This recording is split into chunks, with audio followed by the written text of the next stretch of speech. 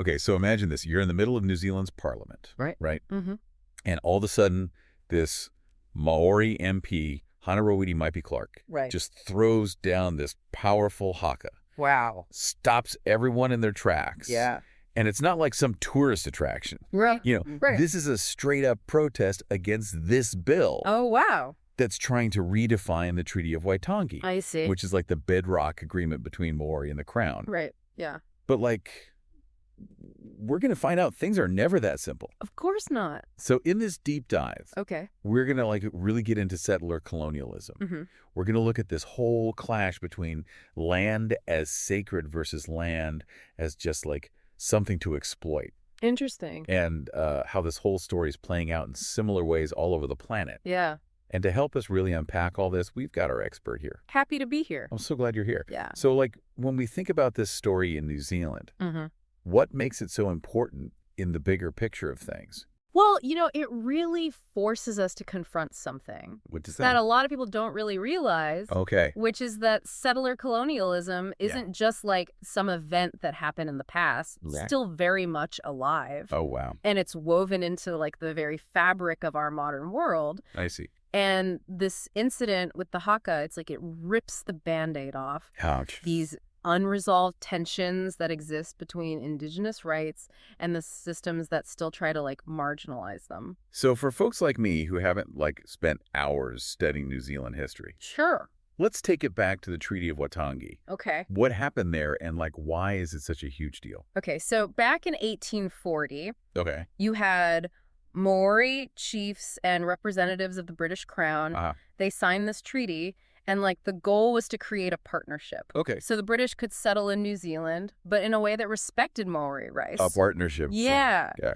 Problem was, from the get-go, there were two versions of this treaty. One in English and one in Maori. And let's just say the translations weren't exactly perfect. I bet that caused some problems. Oh, yeah, some pretty big ones. Like what? Well, the biggest one was sovereignty. Okay. The Maori believed they were holding on to Tino Rangatiratanga. Tino Rangatiratanga. Yeah, it means absolute authority over their lands and everything precious to them. I see. But the Crown, they interpreted it as the Maori giving up their sovereignty to the British. Wow, that's complete miscommunication. Yeah, a total breakdown. So this treaty that was supposed to set up this partnership Right. was actually built on this fundamental misunderstanding. Exactly. And it set the stage for conflict right from the start. That's setting things up for disaster. Yeah. And that's where settler colonialism really takes root.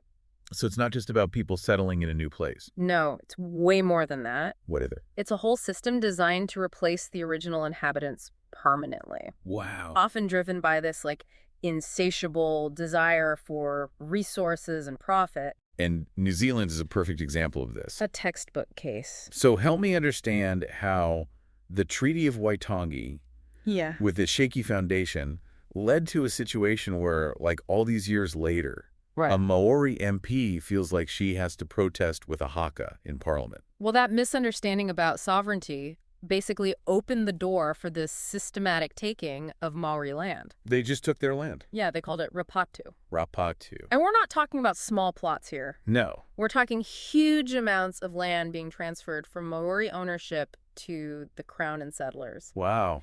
And this displacement had a devastating impact on Maori communities. Like what kind of impact? They were forced off their ancestral lands. Their cultural practices were suppressed. That's awful. Their systems of governance were marginalized. So they lost everything. Pretty much, and it's a tragic story that's sadly all too common around the world. It's like a blueprint for dispossession.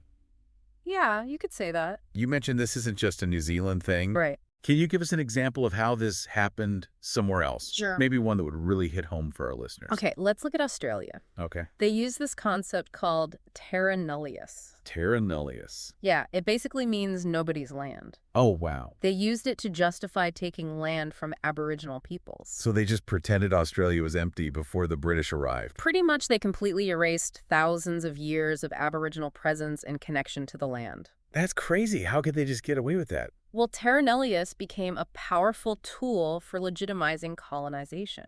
It's like saying an entire culture just didn't exist. Exactly. They used it to deny Aboriginal land rights and justify their displacement. So when did that change? It took a long time. It wasn't until 1992 with the Mabo decision. Mabo decision. Yeah, that Australia's highest court finally overturned terra nullius. Finally! They acknowledged native title to land. That must have been a big win. It was, but the effects of terra nullius are still felt today. So the fight continues? Absolutely. The fight for Aboriginal land rights and self-determination is far from over. This makes me think about the different ways Indigenous people and colonizers view land. Yeah. Can you talk more about that? That difference in perspective is at the core of so many conflicts. Okay. For Māori land or Wenua. Wenua. Yeah, it's not just dirt and rocks. It's more than that. Way more. It's a living being intertwined with their identity, their ancestry, their spirituality, their genealogies, their waka papa, are woven into the very fabric of the land. They're part of it. Exactly. They see themselves as part of the land responsible for caring for it. And how do the colonizers see it? Well, coming from a Western, often capitalist perspective, Right. They saw land as a resource, something to be exploited, a commodity to buy and sell. Just something to make money off of. Yeah, their focus was on extracting value, turning forests into timber rivers, into power sources, mountains into mines. They wanted to control it. Yeah, they saw it as something to dominate and control, not a living being to respect and care for. So there's this huge disconnect. A massive one. No wonder there's conflict. It's inevitable. So knowing all this history, Yeah. what would it actually look like for New Zealand to truly honor the Treaty of Waitangi? Well, Māori activists and scholars talk about full fidelity to the treaty. Full fidelity. Yeah, it means going beyond just symbolic gestures. More than just apologies. Way more. It's about acknowledging the treaty's original intent. Which was a genuine partnership where Māori keep their sovereignty, their tino rangatiratanga, right, over their lands, resources, and cultural treasures. So we're talking about more than just apologies and settlements. Yeah. What would this power sharing look like in practice? Imagine shared decision-making between the Crown and Māori tribes. Okay. Where Māori have an equal voice in how the country is run and how resources are managed. That would be a big change. It would be a huge shift. Think about a New Zealand where Māori language is revitalized. Their knowledge systems are respected in education, and their self-determination is celebrated. That sounds amazing. That's what full fidelity to the Treaty of Waitangi could look like. That's a pretty radical shift from the way things are now. Yeah, it would be a fundamental change. I'd love to hear more about the specifics of what that would look like. We can definitely get into that. But first, I think we need to dive deeper into settler colonialism itself. Okay. Because it seems like something from the past. Right. But is it really over?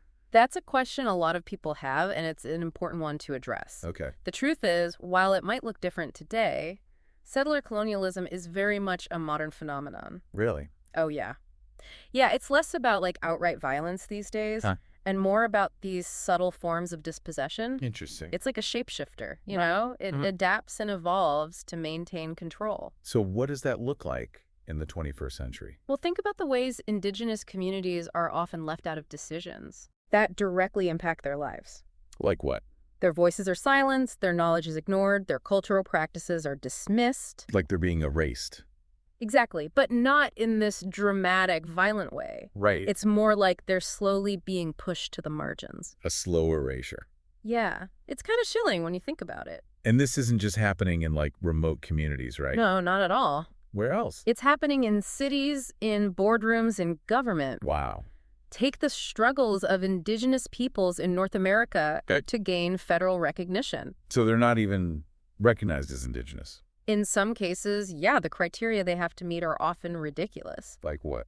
They have to prove they can generate revenue, like through casinos.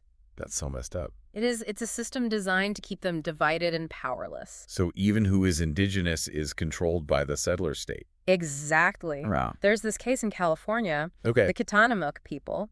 Yeah. Some of them have had to enroll as members of another tribe just to get basic resources and benefits. That's crazy. Because their own tribe isn't federally recognized. So they have to assimilate into a system that's been working against them for centuries. Yeah, it's a messed up situation. It's all connected. It is. And that erasure also extends to the economic realm. How so? Well, Indigenous communities often face barriers to accessing resources and opportunities. So it's not just about land. No, it's about education, healthcare, economic opportunities. even basic infrastructure. They're kept from everything. Yeah, it's about creating a system where they're constantly disadvantaged, Wow. forced to rely on the same institutions that have oppressed them. And that brings us back to that Haka in New Zealand's parliament. Right. It's like this powerful act of resistance against this ongoing erasure. It's a cry for recognition, Yeah. a demand to be seen and heard. So if settler colonialism is this deeply embedded in our systems, Yeah. is there any hope for real change?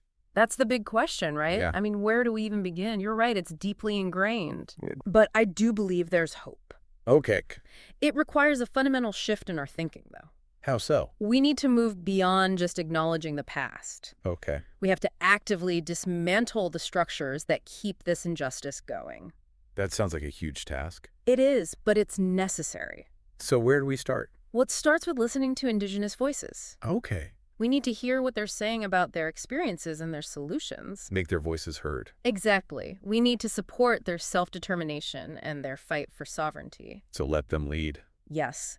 Indigenous people have been resisting and surviving colonization for centuries. They know what they're doing. They do. They have so much knowledge and wisdom to share. So it's about stepping back and letting them lead. Exactly. We can't impose our own ideas or solutions. Got it. We also need to challenge the narratives that have been used to justify settler colonialism. What do you mean? We need to question the stories we've been told about history, about progress, Okay. about who belongs and who doesn't. So question everything. In a way, yeah, we have to confront the ways settler colonialism has benefited some at the expense of others. And that includes us. Yeah, even if we're not directly involved in oppression, we're part of a system that benefits from it. So recognizing our privilege. Yes, and using it to amplify Indigenous voices and fight for justice. It's not just about changing laws. No, it's deeper than that. It's about changing our mindset. Exactly. It's about decolonizing our thinking, Okay. unlearning these harmful narratives we've internalized, Wow. and finding new ways to be in relationship with each other and with the land. That sounds really powerful. It is, and it brings us back to Honorowiti Maipi Clark and her Haka. Right. It was this incredible disruption, Yeah. a way of demanding to be heard, refusing to be silenced. We need more of that. We do. We need more people willing to challenge the status quo. Speak truth to power. Yes. Fight for justice. We need sustained action, consistent effort. So you don't have to be a Māori MP to make a difference. Not at all. Everyone has a role to play. That's encouraging. It is. So what can our listeners do? Yeah. What are some specific things? Well, first, educate yourself. Okay. Learn about the history of settler colonialism in your own community. So start local. Exactly. Learn about the treaties that were broken, the lands that were stolen, Yeah. the cultures that were suppressed. Then what? Find opportunities to connect with Indigenous communities in your area. Oh. Support their businesses, attend their cultural events, learn their languages, amplify their voices. So be respectful. Always remember you're a guest in their space. Right. It's about building relationships. Yeah, based on respect and reciprocity. What about supporting Indigenous-led organizations? Absolutely. There are so many organizations doing incredible work. Like what? They're fighting for land rights, cultural revitalization, language preservation policy changes. So donate our time and money. Exactly. And when I say show up at rallies and protests, Yeah. I mean, really show up, be present, listen to Indigenous leaders, follow their guidance. So don't center ourselves. Wow. Right. It's about amplifying their voices, not speaking for them. What about supporting Indigenous businesses and artists? That's a great way to directly contribute. Yeah. Buying from Indigenous-owned businesses helps them thrive. And keeps their traditions alive. Exactly. And education is important too, right? Absolutely. We all have a responsibility to learn. About settler colonialism. Yes. Read books by Indigenous authors, watch documentaries, attend lectures and workshops. But don't expect Indigenous people to do all the work. Right. Take ownership of your own learning. And be careful of the sources we use. Yes. Make sure you're checking out resources from reputable Indigenous organizations and scholars. Don't just rely on mainstream sources. Exactly. Be critical of the information you consume. Seek out diverse perspectives. So we've talked about supporting organizations and businesses, educating ourselves, Yeah. and showing up in our communities. What about politics? That's important too. What can we do? Contact your elected officials. Okay. Urge them to support legislation that advances Indigenous rights. Make our voices heard. Exactly. And vote for candidates who have a strong track record. Of supporting Indigenous communities. Yeah. And hold those in power accountable. for their actions. And their inaction. So it's about taking action at all levels. Exactly. Individually, in our communities, and politically. And don't forget grassroots organizing. Right. Get involved in local groups working on these issues. Build coalitions. Yes. Create a network of support and solidarity. So many ways to get involved. There are. And remember, this work is ongoing. It's not a one-time thing. No, it's a commitment to long-term engagement. And pushing for real change. Exactly. Wow, this has been such a powerful conversation. It has. I feel inspired to take action. I'm glad to hear that. I hope our listeners are too. Me too. It's been a pleasure being here. I'm so glad you can join us. Thanks for having me. And remember, every one, even small actions can make a big difference. Absolutely, they can. Okay, so we're back We are. and ready to get into some specifics. We've been talking about the big picture of settler colonialism, Right. but what can our listeners actually do Yeah. to support Indigenous communities and challenge these systems of oppression? Well, one of the most impactful things you can do is support those Indigenous-led organizations and movements. You know, there are so many groups out there doing amazing work on the ground, fighting for land rights, cultural revitalization, preserving languages, advocating for policy changes. So put our money where our mouth is. Exactly. Donate to these organizations, volunteer your time, show up at rallies and protests. But when you say show up, Yeah. what do you mean? I mean, really show up. Okay. Be present. Listen to Indigenous leaders, follow their guidance. Not about centering ourselves. Right. It's about amplifying their voices, not speaking for them. What about supporting Indigenous businesses and artists? Oh, that's huge. Yeah. I mean, Yeah. buying from Indigenous-owned businesses helps build economic sustainability. Right. Strengthens those communities. And it helps keep their cultural traditions alive. Exactly, and thriving. Yeah. And let's not forget education. Oh, that's key. Yeah. We all have a responsibility to learn about the history of settler colonialism in our own communities. So read books by Indigenous authors. Yes. Watch documentaries, attend lectures, workshops. Don't expect Indigenous people to do all the work, though, right? Right. Take ownership of your own learning. And be careful about where we're getting our information from. Yes. Make sure you're looking at resources from reputable Indigenous organizations and scholars. You know, don't just rely on mainstream sources that often perpetuate harmful stereotypes and misinformation. So be critical of the information we consume. Absolutely. Seek out those diverse perspectives. Okay, so we've talked about supporting organizations and businesses, educating ourselves, and showing up in our communities. Yes. Now, what about political action? Oh, that's crucial. Yeah, is there anything we could do to, like, influence policy Yeah. and hold our leaders accountable? Absolutely. Contact your elected officials. And urge them to support legislation that advances Indigenous rights. And vote. Yes, vote for candidates who have a strong track record of supporting Indigenous communities. And hold those in power accountable for their actions or inaction. Exactly. Yeah. Make your voice heard. So it's about taking action on multiple fronts. Yes. Individually within our communities and at the political level. It's a multifaceted approach, and it's ongoing work. Not a one-time thing. No, it's a commitment to long-term engagement. And pushing for that systemic change. Absolutely. Wow, this has been so powerful. It has. And thought-provoking. Yeah. I feel like I've learned so much. Good. I'm glad. And I'm definitely motivated to take action.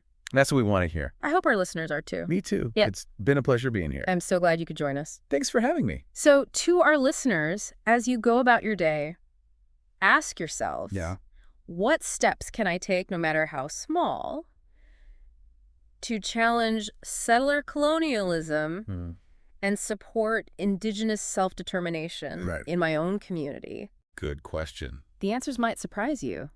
They might. And the impact of your actions could be way bigger than you imagine. Absolutely. Thanks for joining us on this deep dive.